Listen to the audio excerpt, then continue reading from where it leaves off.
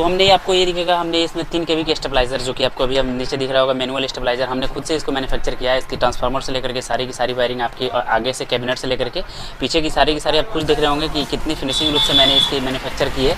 आपको ये मैन्युफैक्चर कैसी लग रही हो, मतलब इसकी मतलब इसकी पूरी इंस्टॉलेशन कैसी लग रही है, कॉइल कैसी बनी है, जरूर बताइएगा। साथ में आज आपके लिए एक इंपॉर्टेंट बेसिक नॉलेज लेकर के आया हूँ, जो कि शायद आपको किसी ने कभी नहीं बताया होगा। बेसिक नॉलेज ये है कि हम कोई भी स्टेबलाइजर रिवाइंडिंग करते हैं, मतलब वाइंडिंग नया करके देते हैं, मैन्युफैक्चर नया करके देते हैं, तो हम उसमें आप देखेंगे ऊपर की साइड एक फ़ैन लगा के देते हैं, जो कि ऑलरेडी हमने अपने स्टेबलाइजर में भी लगा रखी है।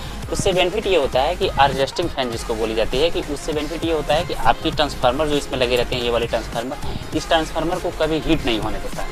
क्योंकि आपकी अगर फिनिशिंग, जैसे ट्रांसफार्मर की सबसे इंपॉर्टेंट होती है फिनिशिंग, जैसे आपको इसका फिनिशिंग दिखेगा हमारे ट्रांसफार्मर का, कितना दिखेगा आपको, कितना सुडोर रूप से इसकी पूरी लूपिंग निकली है, कितनी अच्छे तरीके से फिनिशिंग के साथ साथ इसकी वायरिंग कितनी अच्छे तरीके से हुई है, साथ साथ इसकी वोल्ट मीटर से लेकर डीपीडी वगैरह सब कुछ इसकी कितनी फिनिशिंग रूप से की है। आपकी स्टेबलाइजर की अगर फिनिशिंग अगर आप बढ़िया रूप से देते हैं, यानी कि फ्रेश रूप से अगर किसी भी स्टेबलाइजर का फिनिशिंग आप बढ़िया रूप से देते हैं, तो स्टेबलाइजर आपकी लॉन्ग लास्टिंग करेगी, यानी ज़्यादा दिनों तक चलेगी। उससे भी इंपॉर्टेंट आपका ये होता है कि आपकी ट्रांसफार्मर अगर हीट होती है, जैसे बाय द वे ये आपका 3 किलोवाट की ट्रांसफार्मर यानी कि 3 kV की स्टेबलाइजर है, ये स्टेबलाइजर अगर ओवर हीट हो रही होगी तो उस सिचुएशन में आपकी मतलब करंट की बैलेंस थोड़ी सी बिगड़ सकती है। तो यही प्रोटेक्शन को देने के लिए हमने लेते हैं एक फ़ैन में प्रोटेक्शन देते हैं, होती है एडजस्ट फैन। तो ये एडजस्ट फैन क्या होगी, कैसे होगी, कौन से एडजस्ट फैन आपको लेना होगा, क्योंकि एडजस्ट फैन मतलब डीसी आते हैं कि एसी आते हैं, किस क्वालिटी से आपको लेना होगा, कैसे कनेक्शन करनी होगी, सारी जानकारी आपको इस वीडियो से मिलने वाली है। दूसरा ये रहा कि आपको एडजस्ट फैन को कैसे कटिंग करना है। जैसे आपको दिखेगा, हमने इसमें आपको कुछ देखेगा कि मैंने इसमें कुछ मतलब एक्स्ट्रा लेवल के कुछ भांग वगैरह कर रखे हैं, तो आपको दिखेगा मतलब इसकी कुछ हमने ड्राइंग ले रखी है, इतना हमको कट कर देना है, इस बीच वाले हिस्से को हमको कट कर देना है, जो कि एडजस्ट फैन की साइज से हमने इसको ली है। तो इसको कैसे ली जाती है, सारी की सारी जानकारी आपको इस वीडियो से मिलने वाली है। उसके साथ साथ ये भी मैं बताने वाला हूँ कि आपको कौन से एडजस्ट फैन इसमें लेना होगा, डीसी लेना होगा या एसी लेना होगा, कौन से कंपोनेंट यूज़ करने होंगे जिससे आपकी फ़ैन चलेगी, इसमें कूलिंग परफेक्ट रूप से देगी। तो सारी विश्लेषण के लिए आपको मेरे वीडियो के साथ लास्ट तक बने रहना होगा। सो गाइस, मेरा नाम प्रिंस तिवारी, आप देख रहे हैं सीखो इलेक्ट्रिक यूट्यूब चैनल।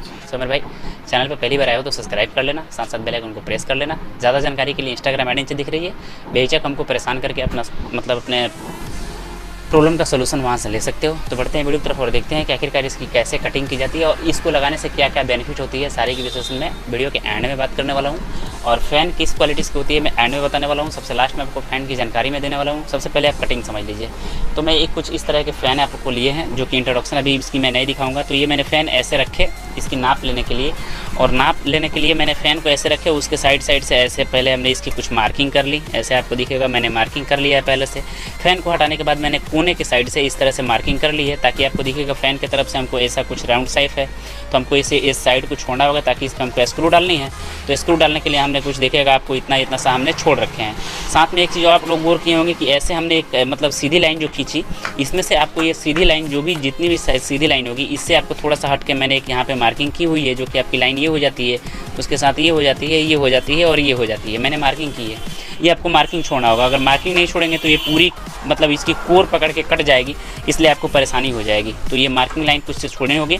उसके बाद में इसकी फटाफट से हम कटिंग करते हैं। तो कटिंग करने के लिए हमने ड्रिल का सहारा ले रखा है। ऐसे आपको दिखेगा मैंने ड्रिल का सहारा ले रखा है, आप भी आसानी से ड्रिल का ही सहारा लेकर काटिएगा। दूसरा ये कि आपको ये गार्डलर लगा के ज़रूर काटनी होगी। ये गार्डलर लगा के अगर नहीं काटते हैं तो आपको खतरा हो सकती है। तो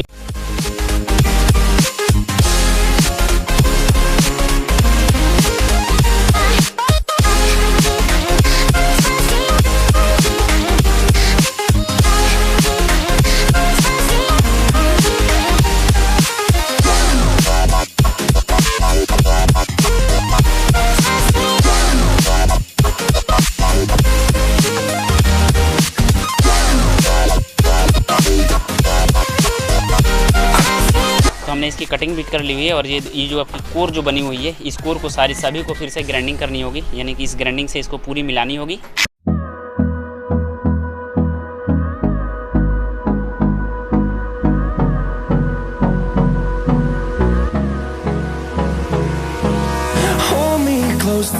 तो आपको दिखा कि मैंने कैसे इसकी कटिंग की है, सारे ड्रिल से कटिंग किया और साथ साथ स्क्रू मतलब कि होल बना करके, और इसकी जो 4 नट होती है, चारों नटों के मतलब टाइट मैंने अच्छे तरीके से कर लिया।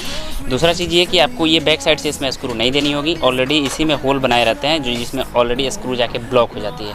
तो ये सारी हो गई। तो आप फ़ैन की थोड़ी सी इंट्रोडक्शन आप समझ लेंगे तो देखेंगे आप 220 से लेकर के 240 वोल्ट की कैपेसिटी के साथ ये फ़ैन आती है और 50 से 60 गीगावाट मतलब ये लेती है, 50 से 60 गीगावाट फ्रीक्वेंसी पे चलती है और 0.41 एम्पियर की इसकी कैपेसिटी हो जाती है, यानी कि आप एम्पियर भी समझ सकते हैं और साथ साथ वोल्ट भी समझ सकते हैं। फ़ैन आपकी पूरी 5 इंच की होती है, आपकी साइज़ में 5 इंच, इससे भी बड़ी आती है, उससे भी बड़ी फ़ैन आप ले सकते हैं, लेकिन मैंने 5 इंच का लिया। 220 डायरेक्ट लाइट से चलने वाली हो गई।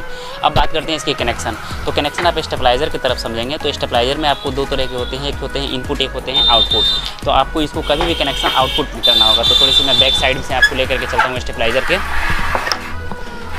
तो यहाँ पे देखेंगे आप, तो यहाँ पे एक लगाई रहती है टीसी, तो टीसी के आपको यहाँ पे आउटपुट वाले मोड में जोड़ना होगा। यहाँ पे इनपुट होती है, यानी कि इस साइड इनपुट होती है और इस साइड आउटपुट होती है। तो ये आउटपुट की जो 2 वायरें हैं ये वाली, तो ये आउटपुट की वायर आपको यहाँ से डायरेक्टली रिले से आती है, यानी कि यही जो 2 वायर होती है ट्रैकर को ड्रॉप कराती है।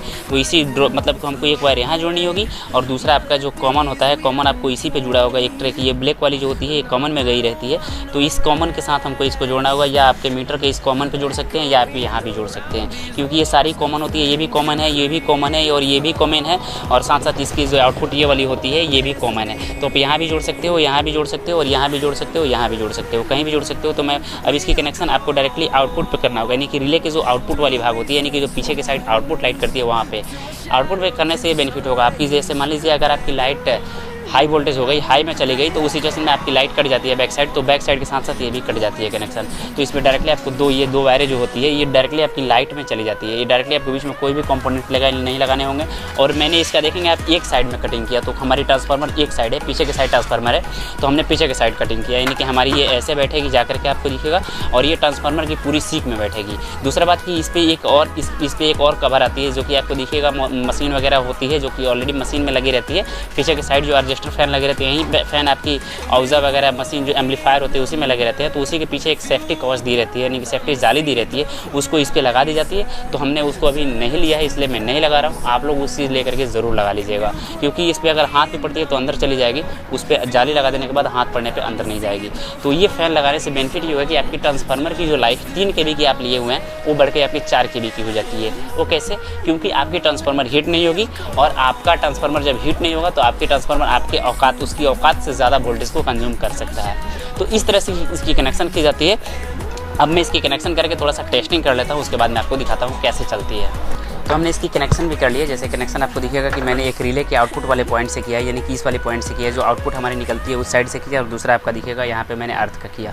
तो ये मेरी सारी कनेक्शन इससे कंप्लीट हो गई है। अब मैं ढक्कन को यहाँ पे लगा दिया फिक्स रूप से, ये हमारी ढक्कन भी लग चुकी है।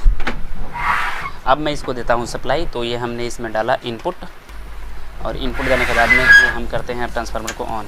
स्टेबलाइज़र हमारी ऑन हो चुकी है। आउटपुट आपको दिखेगा 160 170 है। मैं थोड़े से वोल्टेज को इंक्रीज़ करता हूँ,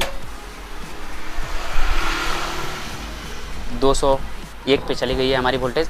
अब आपको दिखेगा कितनी अच्छे स्मूथ रूप से हमारी फ़ैन चल रही है। यहाँ पे आपको दिख रहा होगा कितनी अच्छे रूप से चल रही है, ना ही कोई हवा है ना ही कोई। और अब इसमें से जो अंदर से जो गर्म होगी इसकी मतलब ट्रांसफार्मर जब गर्म होगी तो ये पूरी एडजस्ट करके हमारी बाहर फेंकती है।